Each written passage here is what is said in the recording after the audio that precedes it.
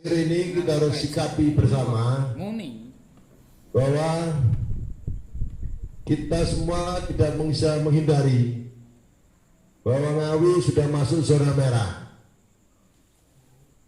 Ya, walaupun ini PDP 15 yang dari wilayah Widodaren itu rapidnya negatif awal. Kemudian di swab positif baru saja tanggal 10, tanggal 20 kalau nggak salah itu baru swabnya. Kemudian ini masuk swab kedua, kondisi pasien PDP 15 membaik, ya tinggal nunggu swab kedua, dan insya Allah ini mudah-mudahan swabnya akan menjadi negatif. Apakah ini bisa menjadi kuning kembali apa enggak, ya ini urusan yang maha kuasa. Nah, kemudian konsentrasi kita tadi berkali-kali Pak Wabu, Pak Ketua DPR maupun Pak Sekda maupun saya,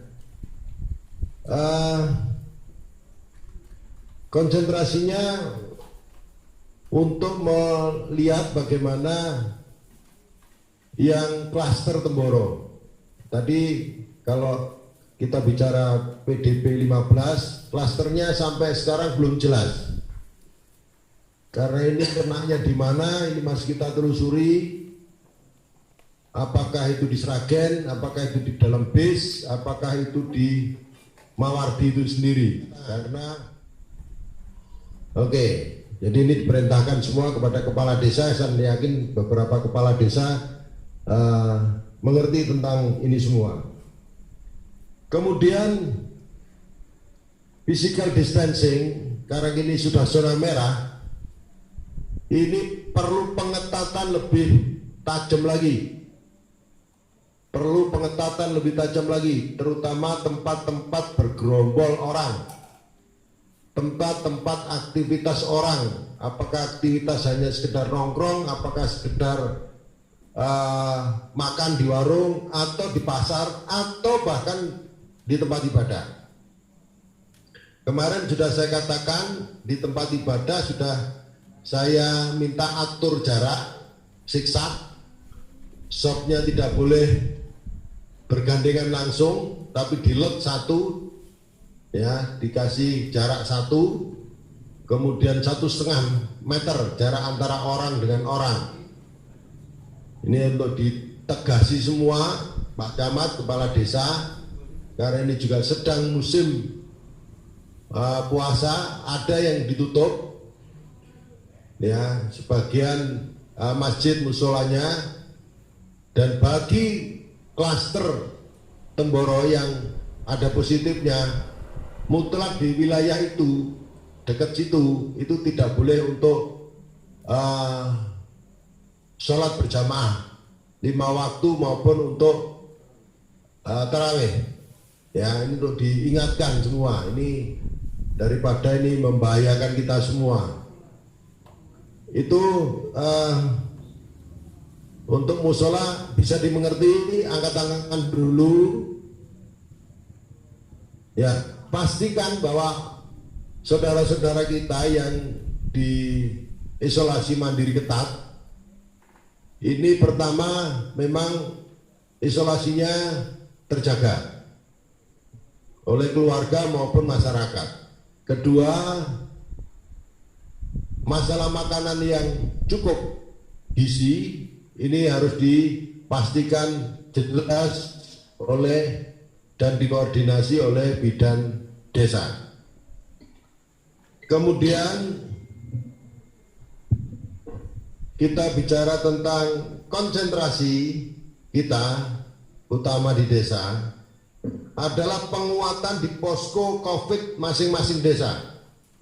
Ya. Monitoring terhadap pemudik dan isolasi mandiri lebih ketat lagi dan harus terpantau. Posko induk COVID-19 di kantor desa digunakan untuk sebagai posko induk keamanan wilayah bersama antara masyarakat, perangkat desa, Babinsa, Babin Kamtipmas. Kemudian ini secara umum kita konsentrasinya di situ. Konsentrasi perbatasan kita alihkan kepada yang awalnya kita ke ODR. Maka sekarang konsentrasinya adalah pada penyekatan. Sedangkan ODR itu langsung di bawah kendalinya posko desa. Ya, sehingga mulai hari Senin itu yang kita lakukan di pintu-pintu keluar, pintu masuk Ngawi kita tarik semua. Ya, semua sudah dihandle oleh Polri. Karena Polri sudah mengarah kepada penyekatan. Nah, kita konsentrasi pendataan ODR itu di desa masing-masing dan semua harus waspada. Siapa yang datang harus kita ketahui bersama melalui RT, melalui tetangga dan lain sebagainya. Intinya adalah perbatasan hanya untuk penyekatan, tidak untuk mendata ODR. Posko induk COVID-19 di desa yang melakukan pendataan ODR sekaligus pengarahan dan pengawasan terhadap protokol kesehatan. Kemudian posko sekaligus sebagai pos induk Kamtipmas seluruh wilayah desa masing-masing.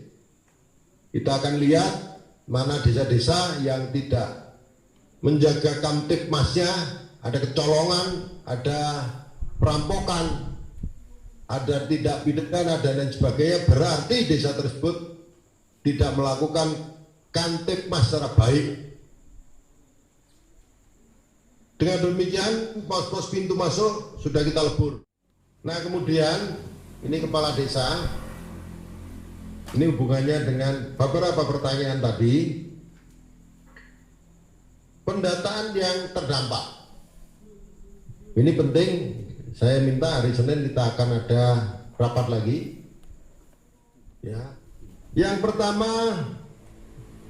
difikskan betul antara dinas sosial desa dan kecamatan, antara PKH dan penerima BPNT sekaligus yang tambahannya, karena ada tambahan sekitar 19.000 karena ada koreksi-koreksi. Kemudian bantuan sosial tunai, ya ini harus difikskan. Kemudian bantuan dari Korlantas,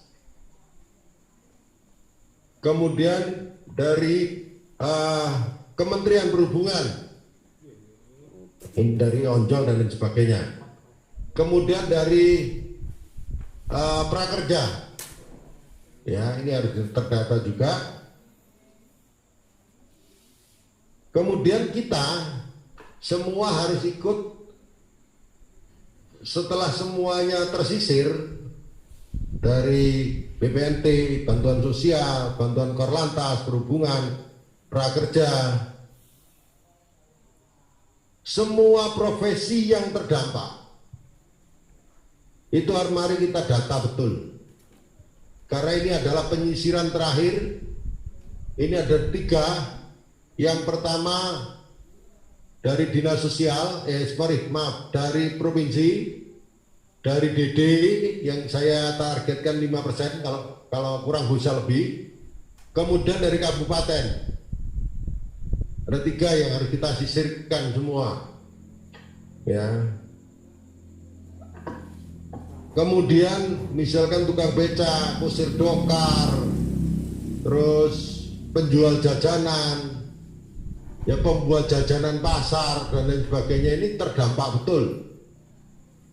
Ya, karena nggak ada pesanan dan lain sebagainya, termasuk pedagang-pedagang kaki lima yang memang tutup selama ini.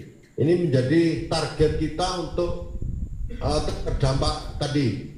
Ya, saya yakin ini semua totalnya di atas 50% dari semua rumah tangga yang ada. Keyakinan saya.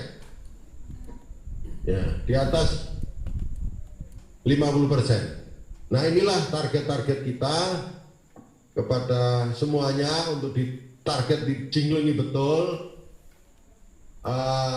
Tidak kita bicara suka tidak suka, tetapi menjadi sesuatu yang harus kita upayakan, sesuatu yang harus kita data secara jernih, gitu ya. Ini yang paling utama. Kemudian ada katakanlah mungkin pendataan pusat ini tidak cocok sesuai dengan lapangan, ada yang orang mampu dan lain sebagainya, terdaftar, diberitahulah orang-orang yang merasa mampu tadi diberikan kepada yang tidak mampu, gitu Pak. Jadi ini kira-kira begitu. Jadi harapan saya besok sudah mulai Pak Camat juga koordinasi dengan desanya masing-masing apa yang diperlukan untuk itu, dan segera koordinasi juga sebelum hari Senin itu dengan Dinas Sosial, ya Pak Tripujo. Ini harapan kita. Itu saja. Jadi ya, resumenya adalah satu, penyekatan melalui konsentrasi di penyekatan, tidak pendataan di perbatasan. Di kantor desa, posko desa, ada 3 hal. Yang pertama untuk pendataan, ya. Yang kedua untuk monitoring seluruh pergerakan daripada pemudik atau DR. Yang ketiga sekaligus digunakan sebagai posko induk Kamtipmas. Terus kemudian yang umum, penarikan seluruh pasukan yang ada di perbatasan yang fungsinya untuk pendataan ODR. Kita bergabung dengan Polres untuk bicara penyekatan. Kemudian yang ketiga, yang terakhir adalah pendataan yang terdampak. Ini juga kerja keras kita. Saya kira itu semuanya, dan saya yakin semuanya mengerti dan angkat tangan yang mengerti semua.